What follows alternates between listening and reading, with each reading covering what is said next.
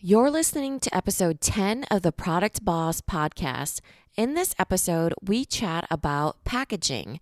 Packaging is so important because when you're thinking about cost of goods, you have your product and you also have the cost of packaging. And the packaging is what really helps to sell your product. In this episode, Jacqueline and I go over tips, hacks, and creative ideas for easily packaging your startup. Let's get started.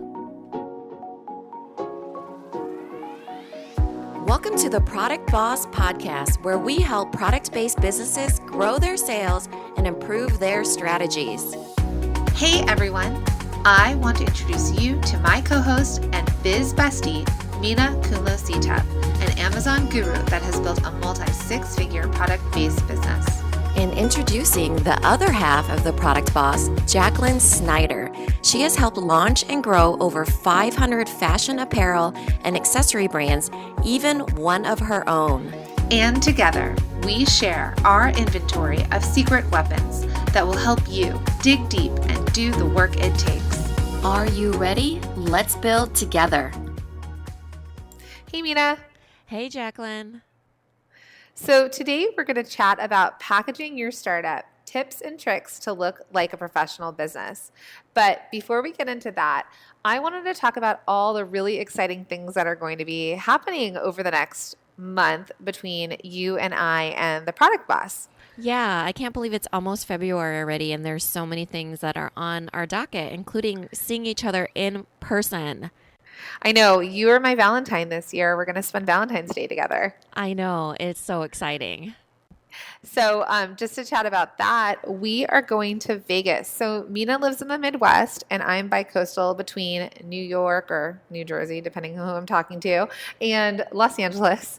And we are meeting up in Vegas for the magic show. And it's not magic as in magicians, but the magic show is a huge, huge event in the fashion industry. And that's where it's the major trade show to basically sell your apparel. And there's also sourcing at Magic. So sourcing at Magic is a place where you can find manufacturers to manufacture your products and also domestic manufacturers. And there are some material vendors there. So I will be speaking at the Fashion for Profit seminar series, and it starts on Sunday, February 11th. But the seminars that I am speaking at, the first one that I'm talking at is Tuesday, February 13th. It's from 10 a.m. to 10:30, and it's the fundamentals of sourcing. And the speakers there will be Trish Concannon, Bruce Antrobius, UBM Sourcing, myself, and the moderator is Frances Harder, who is the amazing author of Fashion for Profit. And so Minna and I will be meeting up on that Monday. If any of you happen to be in Vegas, we would love to connect with you at some point. The next one that I'll be speaking at will be the Trend Watch. So that's Wednesday, February 14th from 10:30 a.m. to 11 a.m. And it will be the trends that are happening in 2018 leading into 2019. So where trends aren't as obvious as they once were, and it's far more about the lifestyles and your own art of merchandising. So can't wait to see you there if you're there. And if you are, reach out to us on Facebook in our Facebook group, The Product Boss on Facebook, and we would love to connect. So Minna, what are you up to?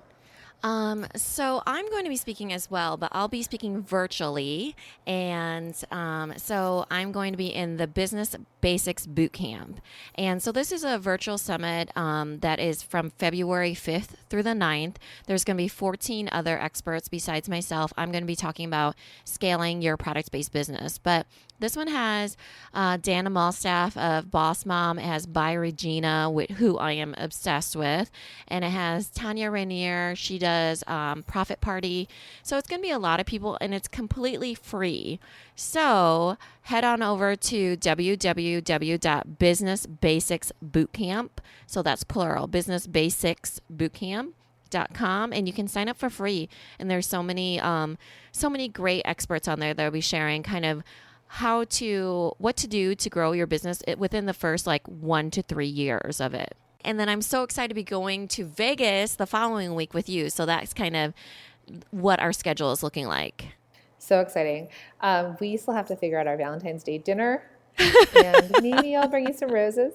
I know. And since we're going to be missing our kids during that time, I was telling Jacqueline that I'm going to have like a hidden present each single night, a hidden gift for them. So I'm going to be gone 4 nights. So every single night they're going to be able to open up a gift. And my husband was like, why on earth would they need so many gifts? And I'm because I feel a little bit guilty that I'll be gone for Valentine's Day.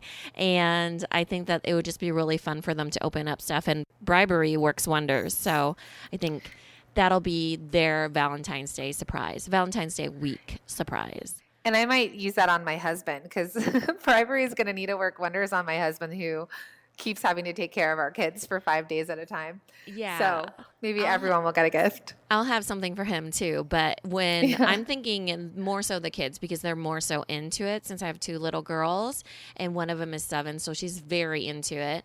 And then also if the kids are happy, I'm sure he'll be happy, 100%. And busy. I've been gone for a week from my husband and kids. And the other night,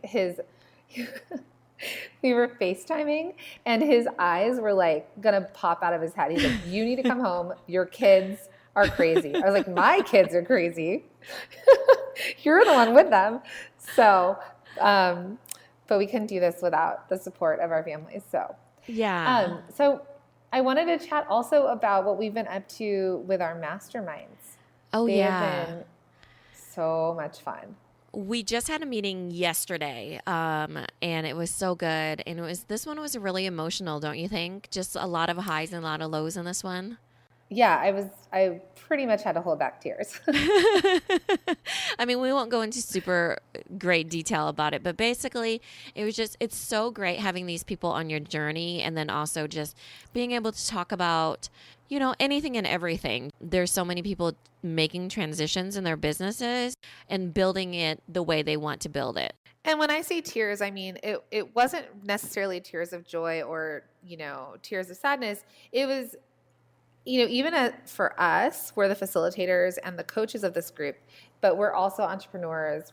We connect and we connect really deeply with the people in our groups. I felt very aligned with one of our masterminders and what she was experiencing and some of the experiences that I was going through or that I've actually come past. So I was able to sort of share where I am today and where I was versus where she is. And it helped reflect for me also. So we too cherish that time with the people that we work with and the people in our groups, because as much as we try and coach and influence them, they also have such an effect on us.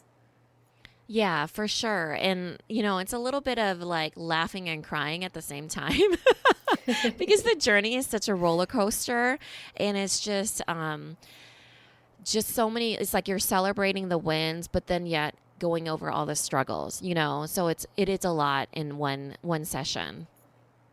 And I will say that I think our masterminders really appreciate that. So this group that we were chatting with yesterday, they've been together for 7 months, or they will be together for about 7 months at the end of this.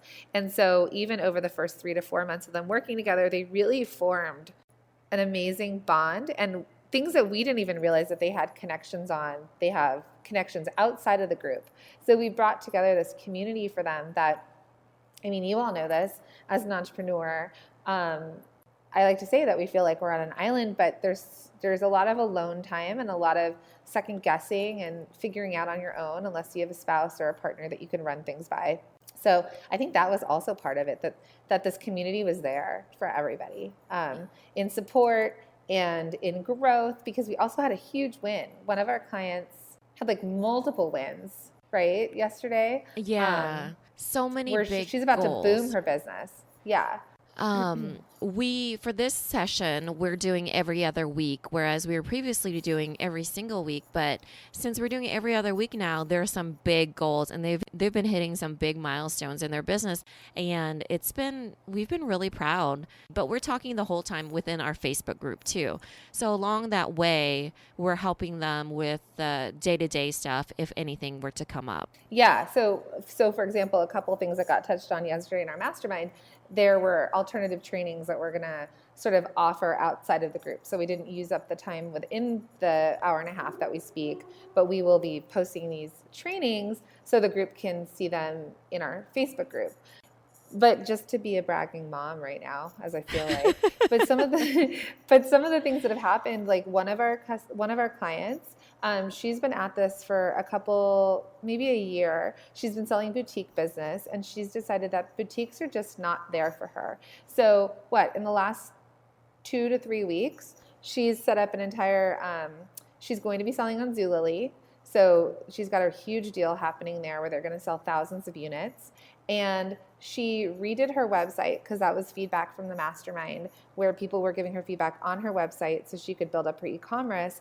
And she's like doubled or tripled her sales online on her e-commerce store versus where she was at literally during the holiday season. And we're not even done with January at this point of recording. So that was incredible. And then we also have a client that they've been doing their own production, and they've just found a production facility that they're going to move their product over to. And how about this is going to lead us into the topic about packaging your startup business. How about our masterminder with her packaging and her big accomplishment? So hers is a side hustle, which makes it a little bit harder for her to really do all the packaging herself. So this kind of led into the whole idea of talking about packaging. And so I just wanted to do a quick insert about the masterminder that redid her website and everything. So within that time frame too, she told us that her word of the year shifted too. So every year she picks a word of the year to kind of align with what she wants her business to be. And so she shifted her word to be believe because she was starting to get that momentum and believe that her business could be bigger than she's ever imagined. So that was really an awesome thing to hear. And you can feel it in the energy that she was giving and all of the feedback. And she was just hopeful for her business. And that's exactly what we wanted to provide our masterminders, was that inspiration and then that guidance too. Yeah, that's supporting community. So before we, I guess, lead into the packaging masterminder, we do have a mastermind starting in the beginning of March. We have about 5 spots left. And if you are interested in joining our mastermind and working with fellow product bosses, creating that community, having coaching, group coaching, and you really want to set some big goals for yourself and have that support and accountability, you can head over to theproductboss.com/mastermind, right, Minna? Yeah.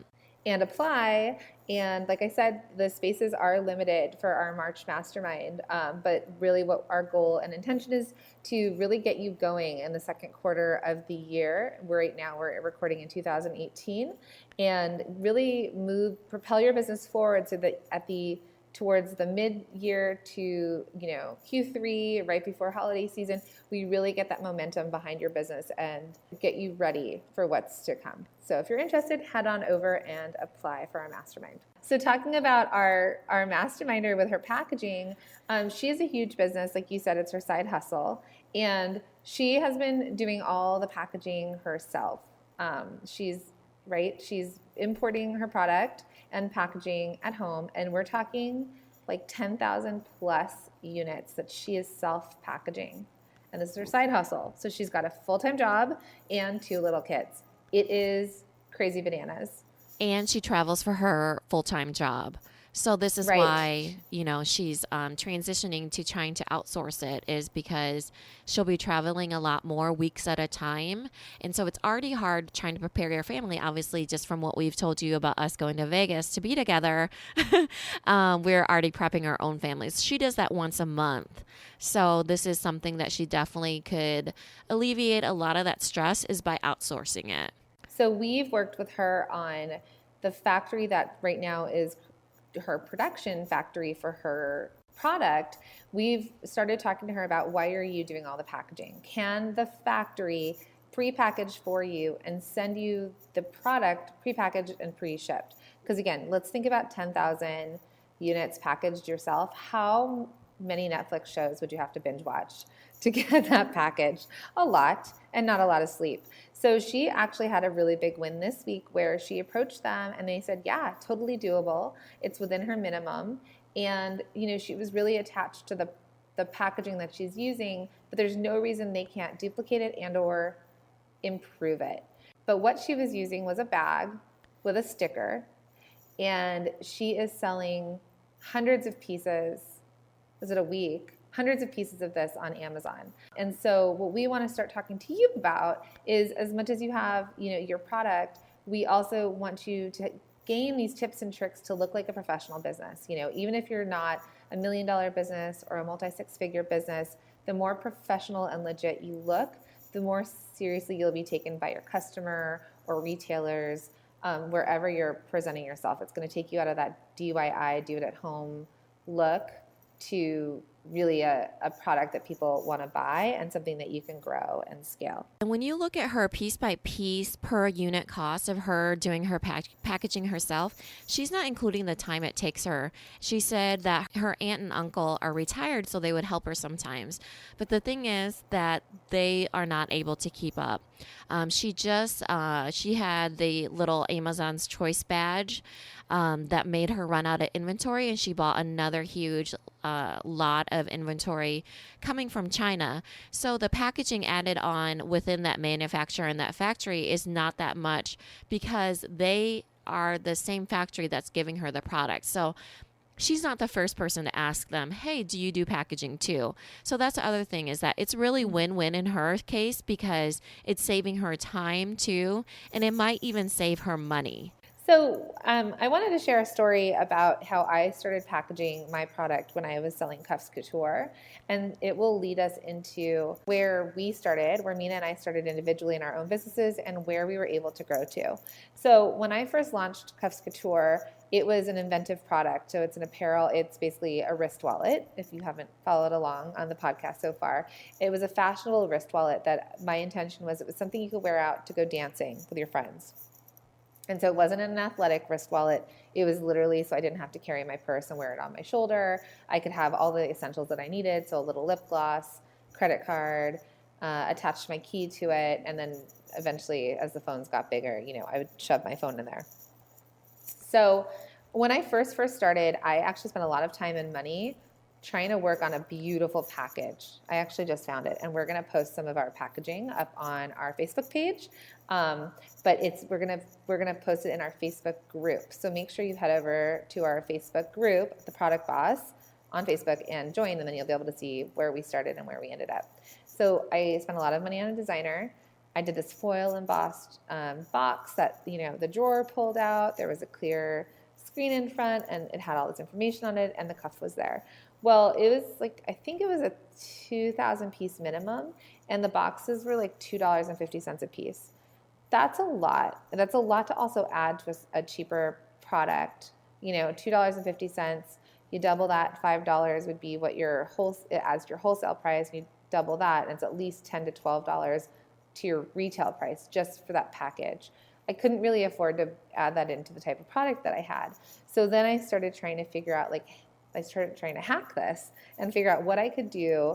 It would still convey the information needed, but how could I do it cheaper? So I did it by printing little business cards on overnightprints.com, and those went inside the cuffs, and they were sort of added information. So it was a disclaimer: I'm not responsible for things fall out of here, and little added things like a place to write down taxi numbers, which is funny because there's no longer taxis. You just have the app on your phone. And then I printed these larger cards that the cuff went onto, as if it was your wrist. And then I took those and I ordered on Uline. I ordered little self-sealing packages, little self-sealing clear plastic baggies, and I put them in there, and that's how I shipped. And I would put a sticker on the outside, and I'd put an Avery white mailing label, because when you ship to stores, you need to include the wholesale price, the style number of it, for if you're in apparel or anything that's the size of it. So it basically identified it. And then I had to think about how would it be displayed in stores. And so eventually I made these little point of sale displays that people use, sort of like those dog ear necklaces that if you go to Nordstrom's, the little card necklaces, and they all kind of align in these slots. It was that same idea, and people had to purchase the point of sale stand, or they got it included if they hit a minimum with buying my product. So I definitely sort of shortcut that. And as soon as I started building my sales, I was able to go from the overnightprints.com packaging, like the little cards that went in, to die cut cards with a professional commercial printer. But that was when I built my units up and I could invest into the amount of pieces I had to order for production for the value and cost to be worth it. So that was sort of how I hacked it. And then I stayed. That was where I stayed. I didn't have to change it. I didn't have to invest any more into the packaging. And so I went from, ordering online overnight prints to a commercial printer, but always staying in these poly bags. So, Minna, what was your experience with your packaging? Very similar. I have a lot of graphic design background, so I know a lot about commercial printing, but it was very similar to what Jacqueline had done for Cuffs Couture. So what I have is cello bags. They're basically lip and seal bags that are hanging, and I print a front and a back to my product, and my labels, my waterproof labels for low labels are sandwiched in between the two, like kind of postcard type prints.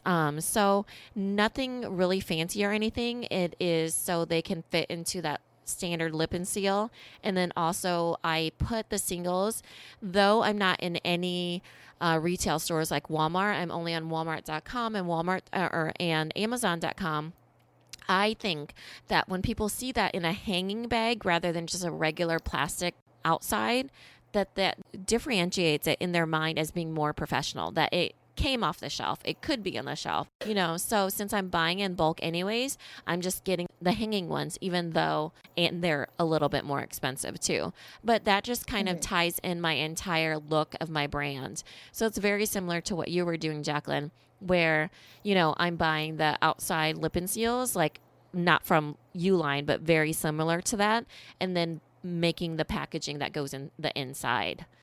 Yeah, so I think once you find that middle ground of how great we want our packaging to look to what we actually really need, you eventually stay there, right? You don't really need to keep changing it. Right. I think that when you're on Etsy, let's say, and you're just using tissue paper or baker's twine or any of those things, I think that it's a really hard sell. I think when you're able to just start at the get-go with having those standard things like a Uline bag and a professional label, I think it gets you a lot further than you think that it would. And it's not as expensive as you would think. If you're adding, your die cut, for instance, how much do you think that was? Like 10 cents per one compared to, a box that's $2.50, so it really is not as expensive as you would think. Our masterminder that she's switching to the manufacturer doing her packaging for her in China, she's currently buying a kind of like a purplish color bag off of Uline,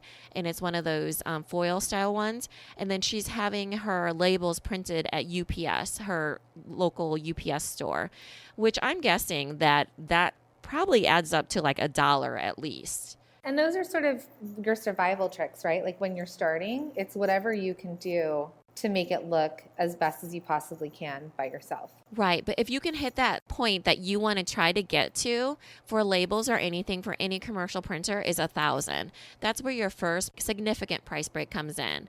So if you can get to that 1,000, then that would be ideal.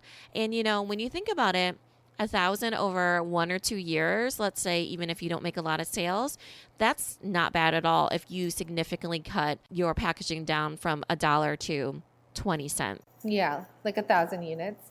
And something to think about too is if you have multiple products, can you use this packaging over multiple products, or do you need different packaging per item? So if it's something that's folded and put in a bag, I think that was something that our masterminder was having issues with how many things she could put into one bag versus needing different bag sizes, smaller or larger, that sort of thing. Do the best you can, if you can, to be able to use that bag for multiple products until you also have like a line, like a bottom line in your business where you hit a certain amount of sales or a certain dollar amount on a product, and that's when you can invest into new packaging, different sized packaging. So I think one of the things we want to talk about too are some really cool resources for our listeners to use to look legit, right? And like a professional business?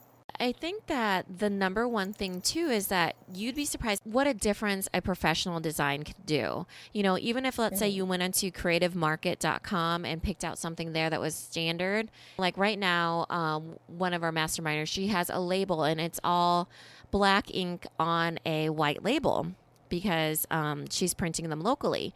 But, you know, let's say that was reversed out black with white ink. Even that looks more professional than just the black ink on white. So even tricks like that where it's basically still a black and white print, it's just reversed out and it looks better and more professional than having just a standard label with like Microsoft Word text on there. Totally. And there's even things like Canva now where you can do it yourself. You do just need to make sure that, you know, you're aware of copyright on text and whatnot. But I think to your point, Minna, what you're saying is if they can invest a small amount of money into a designer creating a professional looking label, no matter what they do, if their label looks great and that's on stickers and whatnot, and you can put that on any type of bag, it'll already improve the look of the bag, right? It'll up level it, it'll make it look bare more expensive and minimum. professional. Yeah, bare minimum, try to get a professional looking label. And you can, like I said, you could go to creativemarket.com. You could get that done on Etsy. There's a whole bunch of contractors on there and freelancers that do labels and that they do logos. You can get something that's just, you know, a little bit fancier in the fonts and it looks a lot nicer. And then you can just get the standard label printed and then what you're printing at home, let's say if you have multiple products, is that barcode that would go on it. So you don't necessarily have to put the barcode on each label. You can add that additional Avery label on top of that, the professionally printed and designed one. So the Avery label, I would say, I mean, I just cleared out a whole bunch of stuff in my office and the thing I had the most of were Avery labels. But what those are, they're those white mailing labels that, you know, back in the day before, you know, you could print directly onto envelopes and whatnot, you get that large sheet of 24 labels, you type it into Word, Avery has their own templates, and then it would just spit out, you know, you'd print the labels and it would have all the different addresses on it. So depending on the size needed, there's so many sizes. It's the same for Amazon. Avery labels are everywhere, even on Amazon. So on Amazon, when you're sending in inventory, they will let you print your own labels and you stick them onto your inventory. And the template they use is Avery 5160. So Avery 5160 is 30 up on a sheet. There's 30 labels. They print off the barcode for you, gives you the Amazon SKU, and that's basically what you're adding to your packaging. So simple.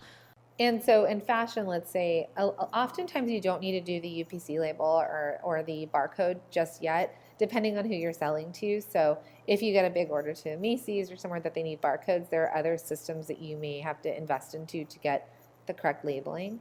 But let's just say for picking your product. So you go into production, you have all of your product made, they're all in the poly bags, so they're self-contained, and they're in your little mini warehouse, wherever that may be, your guest bedroom, your living room, your garage, in, you know, an office, wherever you are. You want to externally put a label that you can then read and know what the product is inside. So if we just go back to fashion and think about fashion, you might have the same pair of black leggings. It looks the same from the outside. How do you know if it's small, medium, large, extra large? And so oftentimes there's either a size sticker, but there will also be that label. And that label is important also, like I said, when you're sending to stores, for example, if you have business selling to stores, they're going to get their box. They're going to get their packing sheet that says everything that's in it. But these people unpacking the boxes, they may not have your line sheet. They didn't place the order. They don't even remember. And so they're going to open it up but have no way to match the product inside the box to what's on the packing sheet. So if your baggies are labeled with what it is, and they can refer back to the packing sheet and say, okay, we're supposed to get 5 small blacks. Great. They're all labeled 5 small blacks. Correct. We received it. We have to get 2 medium blacks. And so they're able to then reference back. So, and also prices. People are lazy and your packing sheet doesn't generally always say the price. So if you have your wholesale price on there, $24 or whatever it is, they're able to easily take the wholesale price, plug it in, and know what their retail price is going to be. So that's a little tip right there. Yeah, for sure. Basically, packaging and inventory go hand in hand. The distribution is so much easier, whether it be, to Amazon or to boutiques or to other wholesalers, Zulily. You will need to know what their labeling requirements are. But what we're really talking about today is just the overall brands and the package, too. Those Hmm. are all tied together, though, because you will need to have the appropriate barcode with the appropriate product that you have. So let's talk about getting creative. I've worked with tons and tons of people in terms of creating new products and how they're going to package it, whether they're inventive, how it's going to be in a store. So, what we want you all to think about, we want you to think outside the box. What currently exists within your market or outside of your market that you could use to package your product? And if you think about some of the coolest things you've seen, they might have been, for example, a t shirt rolled up into a coffee bag. Or I once saw a t shirt that was put on a little styrofoam tray, like those trays that meat comes on, if you go to the butcher, Oh, and yeah. it was cellophaned, exactly as if it was meat, and I had a sticker slapped on top that was really a cute sticker, like very on brand. And so you may not even care what's inside of it. You might think the packaging is so incredibly cute that that will be the reason you walk up and pick it up off a shelf. So we want you to try and think outside of the box also, because it will help push your brand forward.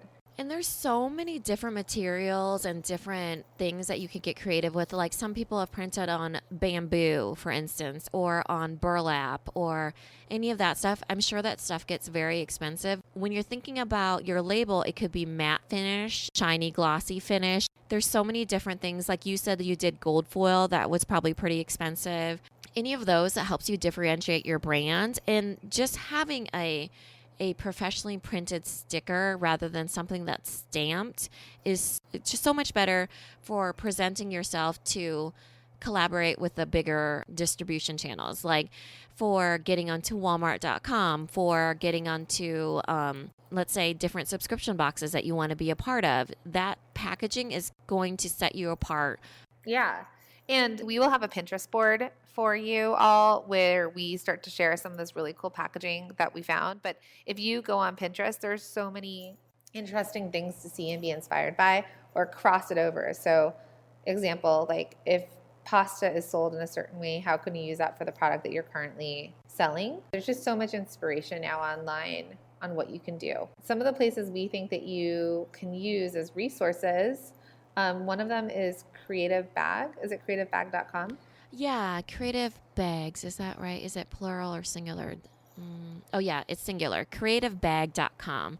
So they have a lot of cool stuff that's outside of the stuff that you'll see on Uline. This kind of gets your ideas going. Like there's burlap bags, there's coffee bags, there's little tote bags, there's popcorn bags, and there's just different twines and different labels and different boxes that they don't necessarily have on Uline. So just things that can set you apart, but they come in bulk too. So they'll come in the 1,000 per container. You may want to start with just a generic box or a generic bag, and then just with a label, nicer looking label or sticker on there from artwork that you find on Creative Market. Make sure that when you are buying artwork on Creative Market, you're buying for the commercial license. There's a difference of like $25 or $50 or something, but that gives you a commercial license to be able to resell it if you want it and put it on things that are sold, in a resale setting. So I think that that is probably the easiest way to do it, is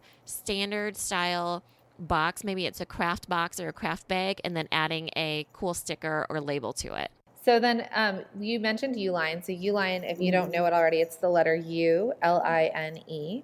And they tend to come from a more industrial background. We use it a lot because in fashion, we definitely need the little bins that they sell to, store our product in. But also they have a ton of poly bags. So like you're saying, like the lip and seal, self-sealing bags. They have the Ziploc bags, all different sorts of sizes. But they also have some interesting stuff like ways to package CDs and hard drives, like those bubble wrap mailer envelopes. They're not as creative, but if you're creative, there are some stock items there. And I know, Mina, you were saying that the pricing, let's say between like Creative Bag versus Uline, wasn't that off, right? And there seems to be a lot on Yeah. Creative Bag. Yeah, they are really similar. So let's say you decided to take a bag and you had one of those that folds over like a coffee style, like craft bag. You could just get a really long sticker or label done and have it overlap the top of it. So you're putting it on and it looks really cool because it's a longer vertical style label on there and it goes over the top rather than just, slapped on the front. So something like that where it just is, even in the placement of it, a little bit more creative, but it's just basically a long sticker with a bag. Just try to think of things that are still affordable, but still really professional too.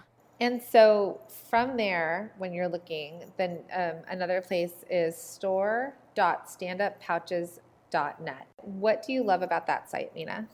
I like it because you can get really fun and creative. So they really do a lot of like those gusset style bags that stand up. Like basically, it's a pouch. It looks like a food bag. They stand up on their own. But there's so many uses for that. Like you could put a T-shirt in there. You could put even like baked goods. Some people could put baked goods in there, or jewelry, or any of that stuff. And then it looks nicer than your plastic bag because it's, a stand up pouch and it has that flat bottom and it's typically used for a coffee bag or like a snack bag or trail mix. And then you're able to put the label wherever you want. Let's say instead of doing one that's completely centered in the middle, you could have it going all the way to the other side on the right hand side or something like that, and it looks really cool, so Mm-hmm. just think of it that way where you're just taking something very standard, very affordable, and just thinking outside of the box a little bit. And so thinking about that, it stands up on its own. That's something really important to think about when you're conceptually coming up with your packaging, where you're selling it. So if you're selling it on Amazon, for example, the packaging may not really matter, right? Because people are already sold on it by seeing the item online. So if it's direct to customer, that might not matter as much. But if you're selling in a boutique, a store, you're doing in-person events, whatever it is, if the packaging does matter, you have to think about where you're presenting it. So is it hung up on a wall? Does it need a shelf? Because also boutiques are apprehensive of shelf space, how much shelf space they have, and they're going to need you to tell them how they can present it and show it. So by standing up on its own, it doesn't need to be hung because some boutiques don't have the ability to hang things. It depends on what kind of store you're selling to. So if it's able to stand up, there might be more shelf space for them to present your item. So we were talking about Etsy before. With my clients, because they tend to be, they do larger productions, they're going to fashion companies and they're launching big businesses where we are trying to pitch to Nordstrom's and Macy's. Usually they're going to have to buy into larger minimums of things. So for garments, there's hang tags, there's the main labels, there's the size labels. Oftentimes when you're selling wholesale, you don't need the fancy packaging, but if you are selling direct to customer, whether it's boxes or bags or whatnot. But sometimes my clients have small productions. They just want to sell online. They might just be testing out a market, or they might have a really high-end product that doesn't need a lot. And so that's when I'll direct them to Etsy. So we talked about Etsy a bit for finding designers, but also there might be things that Etsy stores can do, like hang tags or labels to go on a garment, or sew on patches, things like that, depending on what your product is, that you might be paying more per unit, but that you don't have to buy 1,000 pieces of them. So it might be a good stepping stone into it. And they also do packaging, right? Like what have you seen on Etsy?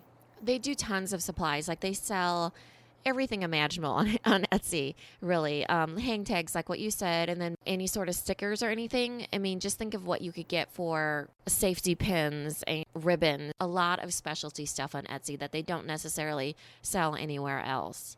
Yeah, so it's a good place to start if you are not prepared to buy into thousands and thousands of pieces with a production packaging company, because they do exist. There's tons of them. If you work with Mina or I on a one-on-one session, that's something that we will provide to our clients, work with this person, work with that person. But it depends on the level that you're at. So, and oftentimes even it might be worth it for them to develop it for you, for them to get into it, really develop the packaging, and then eventually you could potentially take it overseas if that's, if you're scaling up. Yeah, and it's just also a matter of knowing what to ask for. Like, when you see those wraps that go around, like the cardstock wrap that goes around, let's say, leggings or even makeup packages and things like that. So you could essentially get a craft cardstock or even white cardstock printed up, and then you could ask the commercial printer to score those for you, and then you would be wrapping it around whatever you need to wrap it around, and then sealing it yourself, like using glue sticks, or not glue sticks, but like a glue runner. Like double-sided tape or something. Yeah, any of that stuff, but you're looking really, really professional because you have a thick cardstock scored,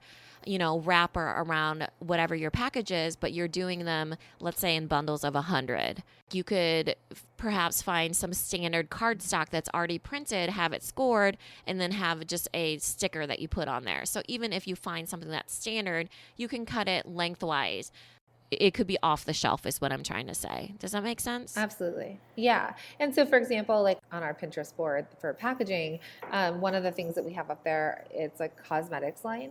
And basically, they use one of those little kind of paint containers that you would unscrew. It looks like gas could be in there or paint. And it just has two really beautiful stickers on it on a silver bottle. And it looks so cool and so expensive. And it's just taking things that are unordinary or, not as typical to the product and mixing it and then adding, a well branded sticker. Really, stickers are the major tip and trick. I feel like Yes. for this podcast episode. And, over here, it's like labels on labels on labels, because we literally have a label for our labels, and then we have labels for our barcodes. So, literally, labels, labels, labels. So, Amazing. so because it's the most inexpensive way to look really professional. And I just want to add, though, really quick, about if it is in a store or a boutique, if something is concealed and you can't see it, oftentimes they're going to pull it out to look at it. So you may also want to consider, if you are selling to a store and if it's in packaging that, because there's a lot of product like Minna's product where you don't have to pull it out. It's got the image, you know what it is, you don't really need to see much more from that. But then sometimes if it's a garment, they need to try it on, or something they need to touch or feel or experience. So that might be where you include, or you have to instruct your store, they have to have one display item out so that people don't just unwrap the packaging to see what's inside. So a lot of times clear windows are helpful, or something that's easily resealable. But if you have this beautiful fold that you're putting into it, you're folding whatever that goes in, and then they unfold it, sometimes people can never get it back. Make sure that there's a way for the customer to interact with it also. For sure. On my labeling, my waterproof labels, I have the actual size on there. So there's a label printed on there and it says actual size. So people get an idea of what it actually looks like and if they are able to write on it. So I think that when you're thinking about that, even when you're thinking about like how chips are packaged, have you ever seen where it's like blown up to show texture, things like that? Yeah. So just thinking about how packaging is done, where there's very clear instructions, a picture of the product in its actual size or blown up, it's really the selling point of how you want people to view your product, and then also their perception of it. Absolutely. So then thinking about all of that, then there's also hotcards.com. Yeah, hotcards.com is a commercial printer, but it's open to the public. So hotcards is just your standard. They have a lot of promotional products. They have business cards, basically anything that you need printed, they can print for you. And so they're a really great resource. When I did the math on getting labels done, it was something around 15 to 20 cents a piece if you ordered 1,000. When you're thinking about trying to get that price from the UPS store, it's probably not even going to come close. 15 to 20 cents added onto your product is super cheap. Wouldn't you say, Jacqueline? Yeah, 100%. And then, we were also talking about stamps. There might be things that you can, so there's the commercial printers, but maybe on Etsy, there's an embossing stamp or something, pressurized that you can also add. So you're putting the work back in your hands, which we're talking about sometimes trying to get that, that you're not doing all the packaging yourself. But if you're creative, there might be alternative ways, whether it's a stamp with ink on the outside of a bag that you're paying to get the stamp made by somewhere else, and then you're doing all the hand stamping. What are those, the little embosser, the press Yeah, yep, the embossing thing. Yeah, or debossing, I guess, where there's a little press, anything you think that you would use in really fancy wedding invitations. Those are other options to kind of add to your packaging, but always thinking about your brand and is it in line with your brand? And so then, okay, so then we touched on overnightprints.com, but any of those sort of online printers where you can buy 500, 1,000, you can do double-sided printing. You could choose, matte finish. There's all sorts of things that they're doing these days that I wasn't able to do online when I started my business. But that would be a very minimal way. So I've had clients before to create their hang tags, for example. So a hang tag is that external branded piece that hangs on a garment that we all throw away, but designers spend a lot of time figuring those out and the information on it and spending money on it. But we've also at times done, like on overnightprints.com, we've printed business card size cards. We've punctured holes through them ourselves with like a hole puncher. And then you could use one of those tagging guns, or they've used ribbon with a safety pin to attach. So it's just getting creative and aligned with your price point and your budget and how much time and effort you want to put into it. But thank God for Pinterest because it is Yeah, for sure. so inspirational. And just think about like, so I've gotten things where I wanted them cut down. You know how you can cut them with like a scrapbook cutter or whatever.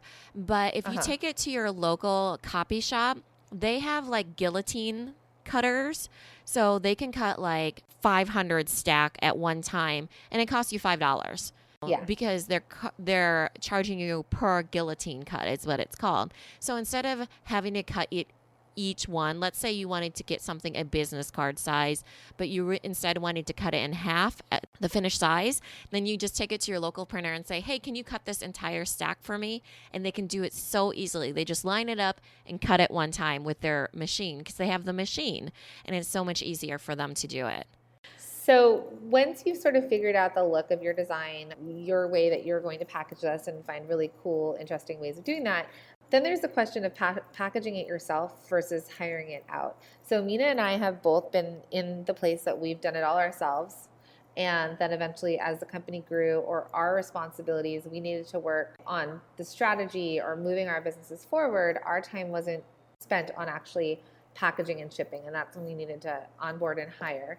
So whether we were hiring family members, whether we were hiring assistants, whether we were sending it off to the production facility. So these are things that you need to think about on the cost of your time. What can you afford to spend your time on? And would that time be better spent paying somebody to do it while you're working on your business and working on building your business? So packaging yourself versus hiring it out.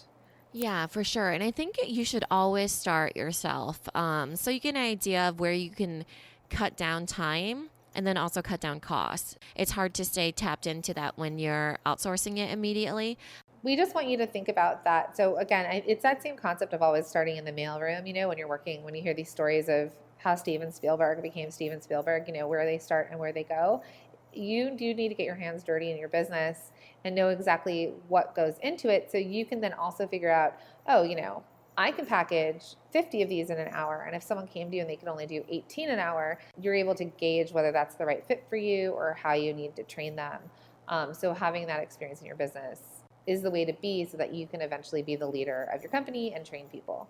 It can seem a bit overwhelming. I know we were talking about some resources, but I wanted to give a few tips on. So when we're talking about overnight prints, that's the one you did, right? Overnightprints.com Yeah. and then hotcards.com. We're talking about that you can actually send that to print yourself.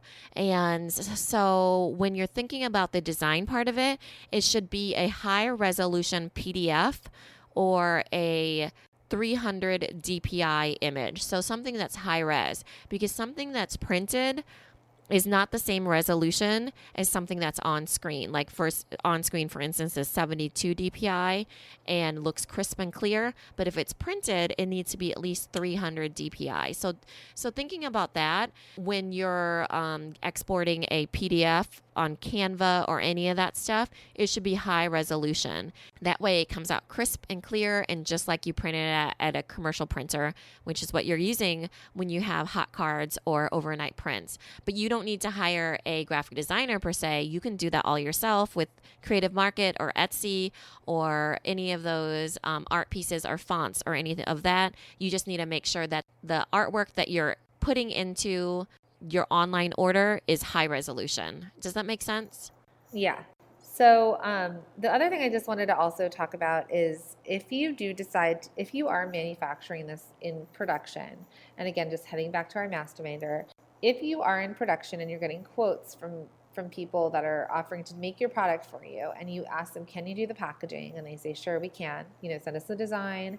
They're going to counter source and do all of that for you. So you do always want to see the product before any product, whether it's the product you're selling or the packaging. You need to see a sample, and there might be different incarnations and revisions to that. But you do always want to ask if the packaging is included in the production quote. Is it in addition to, or is it included? And then also to think about shipping. So sometimes if you're shipping packaged product, that's adding to the weight, so depending on where it's coming in from.